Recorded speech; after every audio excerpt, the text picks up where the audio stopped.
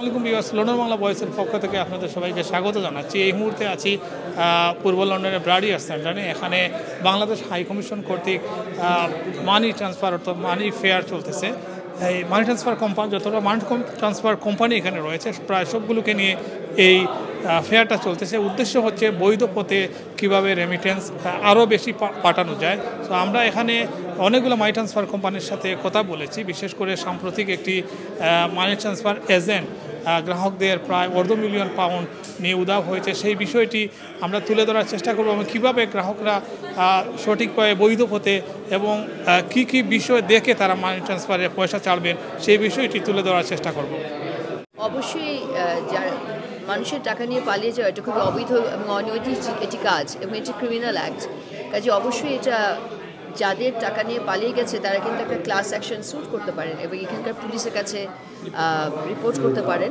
কাজে আমি সেটাই বলবো যে এটা আইনের আশ্রয় নিতে হবে এটার জন্য, বা এদের সংশ্লিষ্ট সংস্থাকে রিপোর্ট করতে হবে।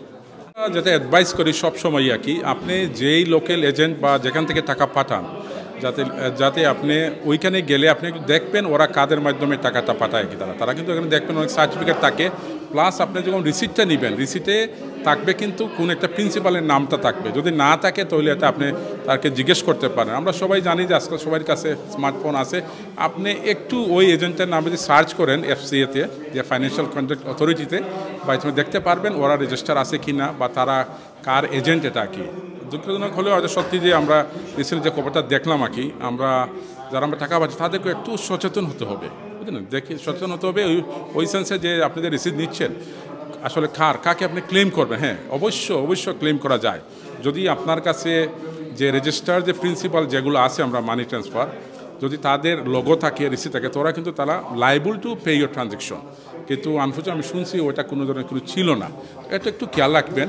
বাট লিগালি যদি আপনি কোনো কোম্পানির মাধ্যমে টাকা ছাড়েন you are 100% you'll not be victim, কারণ আপনার প্রিন্সিপাল ওই এজেন্টটা যার থাকবে সে আপনার টাকাটা ফেরত দিতে হবে। কারণ এটাই হচ্ছে আমাদের কন্ডিশন। আমরা যারা licence holder, main licence holder, যারা আমরা রেমিটেন্স পাঠাই বাইরে দেশে আর কি।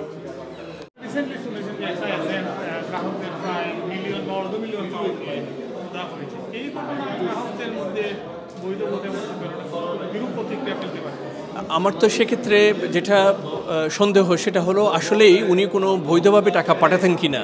কারণ এটা দেখতে আমি যেহেতু ওনার কাস্টমার না, ওনার কাস্টমারদেরকে দেখতে হবে উনি যে রিসিপ্টগুলো দিয়েছেন ওখানে কি কি ইনফরমেশান আছে, যে ওনার ফার্মটা FCA রেজিস্টার্ড কিনা, এটা HMRC রেজিস্টার্ড কিনা, তারপরে উনি যদি কোনো কারো এজেন্ট হয়ে থাকেন তাহলে সেই ওনার প্রিন্সিপাল যিনি ওনার ওই ফার্মের নামটা উল্লেখ আছে কিনা, কিংবা ওনাদের ফার্মের যে রেফারেন্স নাম্বার এটাও উল্লেখ আছে কিনা। এখন যারা টাকাটা পাঠিয়েছেন এবং এখন পাচ্ছেন না, সেক্ষেত্রে আপনারা FCA-তে যোগাযোগ করে এটার ব্যাপারে ব্যবস্থা নিতে পারবেন। শুনছেন কোনো এজেন্ট মানুষের প্রবাসীদের টাকা নিয়ে উধাও হয়ে যাচ্ছে। তো আমরা বলবো আপনারা লোভে পড়বেন না। বিশেষ করে হঠাৎ করে যদি কোনো এজেন্ট অতিরিক্ত রেট দেয়, আপনারা যাচাই বাছাই করবেন, এই এজেন্টের ব্যাকগ্রাউন্ড দেখবেন। আপনারা একটা কোম্পানির ব্যাকগ্রাউন্ড না দেখে টাকা যদি পাঠাতে চান, হঠাৎ করে টাকা রেট যখন বাড়িয়ে দেয় তখন এই লোভনীয় অফারগুলো আপনারা না নিয়ে আপনারা অবশ্যই কোম্পানির ব্যাকগ্রাউন্ড দেখবেন।